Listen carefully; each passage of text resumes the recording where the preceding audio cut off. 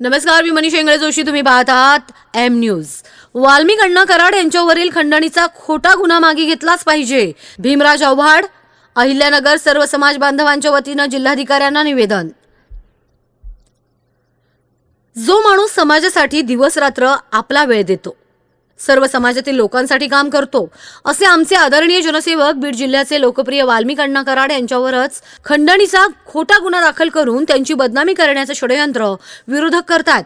मुख्यमंत्री देवेंद्र फडणवीस यांनी वाल्मिक अण्णा यांच्यावरील खोटा खंडणीचा गुन्हा प्रकरणी लक्ष घालून आम्हाला न्याय द्यावा, त्यांच्यावरील हा खोटा गुन्हा मागे घेतलाच पाहिजे अशी मागणी अहिल्यानगर येथील सर्व समाज बांधवांच्या वतीनं तसेच मित्रमंडळानं जिल्हाधिकारी सिद्धाराम सालीमठ यांना निवेदनाद्वारे केली आहे. श्री भीमराज आव्हाड यांच्या शिष्टमंडळानं जिल्हाधिकारी यांची भेट घेऊन चर्चा केली. श्री आव्हाड यांनी वस्तुस्थिती काय आहे हे सांगितलं.